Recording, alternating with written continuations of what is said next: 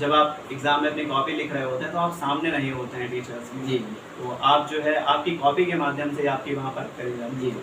मेरा schedule weekly ज़्यादा चलता था। मैं पूरे जैसे ऐसे प्लान कर लेता था कि 6 हफ्तों का प्लान, 7 हफ्तों का प्लान, 8 हफ्तों का प्लान जी। और फिर उसमें 1 हफ्ते के अंदर क्या-क्या चीज़ें करनी है तो मैं घर से निकला था तो मुझे वो सीन बस याद आ जाता था। जब भी डिमोटिवेट होता था मुझे वो सीन याद आ जाता था कि घर के सभी लोग बस मुझे देख रहे हैं और मैं उनके फेस को देख रहा हूँ। हेलो फ्रेंड्स, स्वागत है एक बार फिर से एक नए वीडियो में। फ्रेंड्स, जैसा कि आप लोग जानते हैं कि इस समय यूपी पीसीएस का रिजल्ट आया और इसी की सीरीज में हम डेली एक एक वीडियो प्रोवाइड कर रहे हैं। और उसी की सीरीज में आज के हमारे गेस्ट हैं विशाल गुप्ता सर। इनका यूपी पीसीएस 2022 में डीएसपी की पोस्ट पर 49 रैंक के साथ सिलेक्शन हुआ है। तो सर, हमारी तरफ से और जो व्यूअर्स देख रहे हैं वीडियो, उनकी तरफ से आपको ढेर सारी शुभकामनाएं। बहुत बहुत धन्यवाद। बहुत खुशी की बात है कि आपने मुझे ये मंच दिया कि मैं अपनी बात रख सकूँ। जी सर, आप सबसे पहला क्वेश्चन सर आपसे यही रहेगा कि एक बार प्लीज जान लीजिए आपका नाम क्या है और आप कहाँ से हैं, आपकी स्कूलिंग कहाँ से हुई? मेरा नाम विशाल गुप्ता है और मेरा जो होम टाउन है वो हरदोई डिस्ट्रिक्ट है। जी उसमें शावा तहसील है, वहीं से मैं पला बड़ा हूँ और वहीं से मेरी प्रारंभिक शिक्षा हुई है। और मैंने अपनी 10वीं 12वीं वहीं से करी और इसके उपरांत मैंने अपनी ग्रेजुएशन बीएससी करी है और उसके बाद मैंने एमए किया हिंदी में। सर, आपके कितने समय से यहाँ यूपी पीसीएस की तैयारी कर रहे थे? और यूपी पीसीएस में ये मेरा जो है ओवरऑल चौथा प्रयास था जी और ये मेरा पहला मेंस था और पहला इंटरव्यू था। जी, इस प्रीलिम्स की तैयारी में किन चीज़ों पर ज़्यादा फोकस करें और कैसे तैयारी को अंतिम दिनों की किन किन टॉपिक को ज़्यादा पढ़ें, कैसे फोकस करें? प्रीलिम्स की इन अंतिम दिनों में कैसे तैयारी होनी चाहिए? देखिए, मैंने पहले कहा कि मेरा ये पहली बार ही प्री क्वालिफाई हुआ था, मेरा पहला मेंस था ये। जी तो प्री के दौरान पूर्व प्रयासों में मेरी भी कुछ वो रही, एक तरह से मेरा एटीट्यूड थोड़ा कैजुअल रहा कुछ चीज़ों को लेके। जी तो मैं आपसे ये सुझाव दूंगा कि सबसे पहले तो जो प्रीवियस ईयर के क्वेश्चंस हैं आप उन पे फोकस करिए। इस समय वैसे भी काफ़ी कम समय बचा है, 20 दिन है, मुश्किल से संभवता। जी तो आप 20 दिन भी नहीं है तो बुरी तरह से, तो आप जो है इन प्रीवियस ईयर के क्वेश्चंस पे बहुत फोकस करिए, घटना चक्र वगैरह को आप लगाइए अच्छे से। साथ ही साथ करंट अफेयर्स को बिल्कुल इग्नोर मत करिए, करंट अफेयर्स पे बहुत ध्यान दीजिए। और तीसरी चीज़ जो है रिवीजन पे बहुत फोकस करिए। कुछ नया पढ़ने की आवश्यकता नहीं है, जो कुछ भी आपने पढ़ रखा है पूर्व में, अपने जो सोर्स हैं, आपके नोट्स हैं, किताबें हैं, उन पे भरोसा करिए और रिवीजन पे ज़्यादा फोकस करिए, नया मत पढ़िए। जी। और यही सलाह होगी मुझे। और सर, आपने जैसे कोई टेस्ट सीरीज ज्वाइन किया था या फिर वो जो आपको फॉलो करते थे, उसे बताइए इस प्रीलिम्स के लिए। नहीं, मैंने यूपी पीसीएस के लिए किसी तरह की कोई एक्सक्लूसिव कोचिंग नहीं करी जी और ना मैंने कोई टेस्ट सीरीज दी, प्री के लिए भी नहीं दी, इवन मेंस के लिए भी मैंने कोई टेस्ट सीरीज ज्वाइन नहीं की। जी मेरा मतलब जो तरीका था वो मैं प्रीवियस ईयर क्वेश्चंस पे बहुत रिलाई करता था। जी। और प्रीलिम्स के लिए आपने क्या रिसोर्सेज फॉलो किए थे, थोड़ा उसके बारे में, जो जीएस के, हिस्ट्री, वर्ल्ड इकोनॉमी और उसके अलावा जो करंट अफेयर्स है, इसके आपने रिसोर्सेज क्या फॉलो किए थे? देखिए, प्रीलिम्स और मेंस के लिए कोई बुक्स वही इंटीग्रेटेड ही बुक्स थी सारी।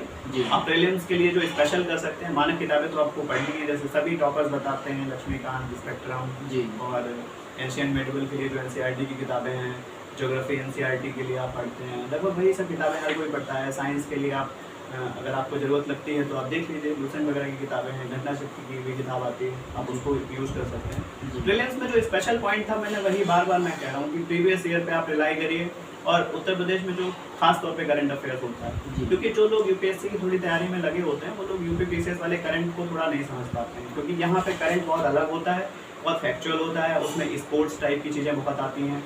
और ये सब तैयारी आप कैसे करते हैं? मतलब डेली आपका रूटीन रहता है कि सुबह उठकर डायरी की, मतलब आज हमें ये टॉपिक खत्म करना है, या फिर वीकली आपका मतलब टारगेट रहता है, तो कैसे आप तैयारी करते हैं? डेली का तो ऐसा बहुत शेड्यूल नहीं फिक्स होता था, लेकिन मेरा शेड्यूल वीकली ज़्यादा चलता था। मैं पूरे जैसे ऐसे प्लान कर लेता था कि 6 हफ्तों का प्लान, 7 हफ्तों का प्लान, 8 हफ्तों का प्लान और फिर उसमें 1 हफ्ते के अंदर क्या क्या चीज़ें करनी है, तो मैं उस पर ज़्यादा भरोसा करता था। डेली वाले प्लान में थोड़ी डिमेरिट ये होती कि कई बार आप दिन में कुछ नहीं फॉलो कर पाए, फिर आप निगेटिव हो जाओगे। जी तो मैं 1 हफ्ते का एक प्लान करता था कि उस एक वीक में मुझे ये टॉपिक पढ़ना है। जैसे मैंने लक्ष्मीकांत उठाई और मैंने सोचा कि मुझे फंडामेंटल राइट्स तक पढ़ लेना है, जी तो वो मैंने सोच लिया कि मैं 4 दिन में या 5 दिन में पढ़ूंगा। जी तो आप उसको उस लक्ष्य से 1 हफ्ते में आपने प्लान किया है, आप पढ़ लीजिए। किसी एक दिन आप हफ्ते में नहीं पढ़ पा रहे हैं तो आप अगले दिन ज़्यादा कवर कर लीजिए, मेहनत कर लीजिए। तो इससे आपको एक डिमोटिवेशन नहीं होगी कि आपने एक दिन में लक्ष्य पूरा नहीं कर पाया तो आप डिमोटिवेट हो। छोटे छोटे लक्ष्य बनाइए, उनको पूरा करिए, छोटे छोटे में बड़े में छोटी चीज़ें अपने आप वो बन जाता है बड़ा। और सो सर जैसे प्रीलिम्स की बात है, जो मेंस का एग्जाम होता है, तो मेंस के लिए मतलब कैसे आपने स्ट्रेटजी बनाई थी, और मतलब प्री के साथ साथ मेंस की भी तैयारी एक साथ करनी चाहिए, इस पर आपको मतलब क्या है? अब देखिए, मेरा तो हमेशा से यही मानना रहा, प्री की कोई अलग तैयारी नहीं होती है। प्री के लिए आप थोड़ा अपने फैक्ट्स और प्रीवियस ईयर क्वेश्चंस को आप प्री के टाइम में 1-1.5 महीना पहले, जी 2 महीने पहले मैक्सिमम आप उसको रिवाइज करने लगे तो वो अच्छा अप्रोच होता है। जी मेंस के लिए मेरी तैयारी हमेशा इंटीग्रेटेड ही थी, वही माना किताबें पढ़ना जी और जो है आंसर राइटिंग वगैरह। आंसर राइटिंग प्रीवियस ईयर की मैंने पहले भी बताया कि मैंने प्रीवियस ईयर की आंसर राइटिंग करी, जी और करंट अफेयर्स के जो रिलेटेड क्वेश्चन आते हैं यूपी का खास तौर पे जो चीज़ें आती हैं जी उस पर आप ज़्यादा फोकस करें, क्योंकि मेंस आंसर राइटिंग में मैं 2-3 बातें आपको बताना चाहूँगा। एक तो प्रीवियस ईयर के क्वेश्चन 18 से, अब जो लोग 23 में देने जा रहे हैं मेंस, तो 18 से 22 तक लगभग 5 साल के क्वेश्चन होते हैं, आप उनको अच्छे से करके जाइए और प्रयास करिए कि जो भी क्वेश्चन आपसे पूछा जाता है आप उसमें कुछ यूपी का एंगल डाल पाएँ। जैसे उत्तर प्रदेश से जुड़ी कोई चीज़ है, या ये उत्तर प्रदेश में कोई वेस्ट मैनेजमेंट का प्लांट कहीं लग रहा है मान लीजिए, या जैसे आपको वेस्ट पे कुछ लिखना है तो आप कुछ अच्छा उदाहरण दे पाएँ। जैसे उदाहरण के लिए मैंने इंटरव्यू में भी इस बात को बताया था कि आप रिलीजियस टूरिज्म हमारे यहाँ बहुत है, तो हम उसमें जो हमारे फूल होते हैं और ये सब होते हैं, इनको यूज़ करके हम रिसाइकल करके कुछ ऐसी फ्रेगरेंस स्टिक्स बना सकते हैं, इस तरह की चीज़ें कर सकते हैं। सर अभी आपने बताया फैक्ट मतलब आंसर राइटिंग में डालनी चाहिए, लेकिन सर एक बेस्ट आंसर लिखने के लिए मतलब क्या क्या क्वालिटी होनी चाहिए? आपका मीडियम हिंदी रहा है, तो हिंदी मीडियम के छात्रों के लिए मतलब बहुत ज़्यादा प्रॉब्लम होता है, तो मतलब आंसर कैसे इफेक्टिव बनाए जिससे ज़्यादा मार्क्स मिले और नंबर इंक्रीजिंग हो, लोगों से कुछ अलग? सर लिखने का ही तो सारा खेल, इस पर ही सिलेक्शन। बिल्कुल बिल्कुल। देखिए, जब आप एग्ज़ाम में अपनी कॉपी लिख रहे होते हैं तो आप सामने नहीं होते हैं टीचर्स के, जी तो आप जो है आपकी कॉपी के माध्यम से आपकी वहाँ पर करी जाती जी है। मैं कहूँगा मेंस में आपकी लेखन क्षमता का बहुत बड़ा वहाँ पे प्रभाव वहाँ देखा जाता है, क्योंकि उस 3 घंटे के अंदर आपको अपना पूरा व्यक्तित्व निचोड़ के रख देना पड़ता है, जी तभी आप अलग दिखेंगे। और ओरिजिनलिटी ज़रूर चलती है, जी कॉपी किया हुआ चीज़ नहीं चलता है। मैं आपसे वही कहूँगा कि सारे लोग वही चीज़ें डालते हैं, जैसे वही फैक्ट हो गया, डेटा हो गया, ये सभी लोग डालते हैं, लेकिन आप स्पेशल क्या कर सकते हैं? स्पेशल होता है आपका अपना तरीका, आपके अपने एग्जाम्पल्स, आपका अपना इंट्रोडक्शन लिखने का तरीका। जैसे मेरे साथ क्या होता था, जैसे क्वेश्चन आता था तो मेरे मन में सबसे पहले ये जाता था कि मैं उसको अच्छा सा एक इंट्रो उसको दे पाऊँ और अच्छा कंक्लूड कर पाऊँ। बाकी बीच में मैंने थोड़े बहुत जैसे जहाँ जहाँ पे आवश्यक था थोड़े बहुत फ्लो चार्ट्स या उन चीज़ों का इस्तेमाल किया। इसकी कोई बमबारी नहीं करनी है, मैं फिर बताना चाहता हूँ आप सबको। मैं यहाँ पे आंसर राइटिंग के संदर्भ में काफ़ी सारी मिथ हैं, और मैं आपको बताऊँ ईमानदारी से, काफ़ी लोग विश्वास नहीं करेंगे, मैंने बहुत ज़्यादा आंसर्स बिल्कुल नहीं लिखे मैंने बहुत कम आंसर्स लिखे थे। एकेडमिक्स में मैंने तो ज़रूर पढ़ा है, तो आंसर्स लिखने की एक थी आदत, लेकिन मैंने बताया कि 60 दिन के अंदर अंदर मैंने आंसर्स राइटिंग बहुत ज़्यादा करने की कोशिश करी थी। पहले तो थोड़ी बहुत करी थी, तो आप प्रीवियस ईयर के आंसर्स को मैंने लिखा, और टॉपर्स की कॉपी आप यूज़ कर सकते हैं। टॉपर्स की कॉपी, पिछले टॉपर्स ने कैसे लिखा, उन्होंने कैसे अच्छा इंट्रो दिया, वो सब आपको बहुत हेल्प करेगा। और आप देख सकते हैं खासतौर पे यूपीएससी के जो टॉपर्स हैं, आप उनकी थोड़ी हेल्प ले सकते हैं, तो आपका आंसर बेटर एनरिच हो सकता है। तो आप कोशिश तो यही करें कि इंट्रो और कंक्लूजन्स थोड़े अच्छे प्रिपेयर कर लें, अगर आप तुरंत अच्छे नहीं बना पाते हैं। सो सर जैसे कि अभी आपने बताया कि अच्छे बहुत अच्छी आपने स्ट्रेटजी बताई, लेकिन सर जैसे एग्जाम लिखते समय जैसे GS1 GS2 पेपर होते हैं तो काफ़ी कम टाइम में वो पेपर लिखना पड़ता है, और मेरे बाद 1 घंटे का भी अंतर जो पेपर एग्जाम होता है तो काफ़ी ज़्यादा प्रेशर रहता है माइंड पर। उस चीज़ों को कैसे रिवाइज करें, 1 घंटे में कैसे कोई शॉर्ट नोट्स बना देते और कैसे उस परिस्थिति को हैंडल करें जब एग्जाम में लिखते समय? ठीक है, मैंने पहले कहा कि आप नोट्स बनाने की कोशिश करें, और शॉर्ट नोट आपके पास हो तो बहुत अच्छा रहता है, होने भी चाहिए। आपने सर बनाया था? हाँ, मैंने बनाए थे, सारे टॉपिक्स के नहीं, लेकिन कुछ टॉपिक्स के मैंने नोट्स बनाए थे, जैसे थोड़ा सोसाइटी हो गया, इंटरनल सिक्योरिटी हो गया, इस तरह डिजास्टर मैनेजमेंट हो गया, ऐसे छोटे छोटे टॉपिक्स के मैंने नोट्स बनाए थे। बड़े टॉपिक्स के मेरे पास नोट्स नहीं थे, मैं बुक्स पे ही रिलाई करता था। तो आंसर राइटिंग में एक बड़ा चैलेंज, जैसे आपने बताया कि 20 क्वेश्चन लिखने पड़ते हैं, तो मैं आपसे कहूँगा कि जो छोटे क्वेश्चन होते हैं ना, उनको शुरू के जो 10 क्वेश्चन छोटे वाले होते हैं सेक्शन में, उसको मेरा टारगेट रहता था कि मैं 1 घंटा 10 मिनट में अराउंड खत्म कर लूँ। तो बाकी का जो मुझे 1 घंटा 50 मिनट मिलता था, उसमें मैं वही बड़े क्वेश्चन लिखता था, 12 नंबर वाले। और सर थोड़ा सा बात करेंगे मेंस में जो हिस्ट्री पॉलिटी इकोनॉमिक्स के लिए जो बुकें हैं, थोड़ा सा इसके बताइए। इंडियन ज्योग्राफी के लिए आपने क्या पढ़ा था, और फिजिकल ज्योग्राफी के लिए इसके थोड़ा? हाँ, देखिए ज्योग्राफी के लिए मैंने NCERT ही फॉलो करी थी, 11-12 की NCERT मैंने फॉलो करी थी अच्छे से, वो सफिशिएंट होती है अपने आप में। और सर जो GS4 एथिक्स होता है उसके लिए आपने क्या?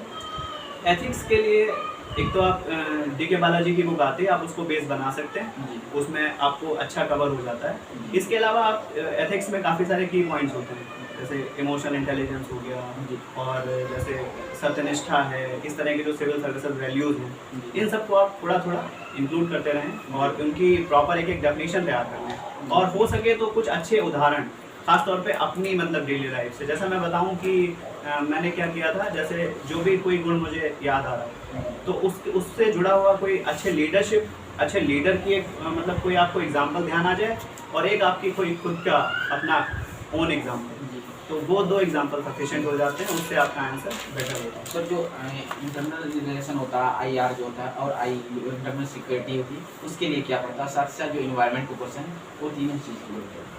देखिए आईआर तो मुझे लगता है कि अगर आप आईआर को पढ़ना शुरू करेंगे तो वो सिलेबस अपने आप में उसका बहुत बड़ा है। स्टैटिक की तो उसकी कोई लिमिट है नहीं, आप किसी भी कॉन्टेक्स्ट को, इंडिया चाइना का कोई कॉन्टेक्स्ट है तो आप उसकी हिस्ट्री में जाते जाएं तो उसकी सीमा नहीं है, आप उसको देखते चले जाएंगे। लेकिन करंट वाले इश्यूज़ को आप, जैसे जो भी करंट में चल रहा है, तो आप उसका थोड़ा सा बैकग्राउंड दें। जैसे सपोज मान लीजिए इंडिया बांग्लादेश से जुड़ी हुई कोई चीज़ चल रही है, जैसे खासतौर पे रिपीटेड चीज़ें होती हैं, जी तो उनको आप पकड़ लें, प्रीवियस ईयर के क्वेश्चन अच्छे से पकड़ लें, तो आपका प्री हो जाएगा। फिर मेरे साथ तो यही विशेष तौर पर दिक्कत थी कि मेरा प्री नहीं हो रहा था, तो फिर पहली बार मैं जब प्री हुआ तो फिर सिर्फ चीज़ें लगनी। सर एक लास्ट क्वेश्चन है कि मतलब कोई भी मोटिवेशन लाइन है, स्पेशल लाइन है जो आपको आती है, हमारे स्टूडेंट के साथ शेयर कीजिए। कुछ भी हो, पोएम, पोएट्री, आप तो हिंदी साहित्य के जो है कि स्टूडेंट भी रह चुके हैं। देखिए मोटिवेशन के लिए मैं एक बात कहता हूँ, मोटिवेशन खुद से आती है अंदर से। जी और मुझे तो जो मोटिवेशन पर्सनल तौर पे सबसे ज़्यादा चीज़ मोटिवेट करती थी, वो मेरा परिवार मुझे बहुत मोटिवेट करता था। जी मैं जब लगभग मैंने तैयारी शुरू करी थी, तो मैं घर से निकला था तो मुझे वो सीन बस याद आ जाता था। जब भी डिमोटिवेट होता था मुझे वो सीन याद आ जाता था कि घर के सभी लोग बस मुझे देख रहे हैं और मैं उनके फेस को देख रहा हूँ, जी तो वो उनकी आंखों में एक खास तरह की उम्मीद है, एक उमंग है। वो चाहते हैं कि ये जब आएंगे बाद में वापस तो कुछ अच्छा बन के आएंगे। जी तो बस जब भी डिमोटिवेशन आती थी तो मेरे सामने वही चेहरा घूम जाता था सबका, मम्मी का, पापा का, भाई बहनों का, वो चेहरा घूम जाता था और वो मुझे मोटिवेट कर देता था। बाकी पंक्तियाँ और साहित्य में बहुत सारी चीज़ें हैं, लेकिन मुझे लगता है वो बाह्य मोटिवेशन है। जी अंदर से मोटिवेशन आपको कोई ना कोई चीज़ होती है जो देती है। मुझे लगता है मेरी फैमिली। तो थैंक यू सर, हमारे जो व्यूअर्स देख रहे हैं उनको और हमको अपना कीमती समय देने के लिए आपका फिर से एक तहे दिल से बहुत बहुत धन्यवाद आपका। थैंक यू सर, बहुत बहुत धन्यवाद, बहुत अच्छा लगा मुझे। तो फ्रेंड्स वो सारी चीज़ें सर ने एक एक करके रिकवर किया, और कोई भी क्वेरी हो कमेंट्स बॉक्स में पिन कीजिए, जिससे आने वाले अगले वीडियो में हम क्वेश्चन रिलेटेड पूछेंगे। तो चलिए मिलते हैं किसी नए वीडियो के साथ, तब तक के लिए जय हिंद, जय भारत।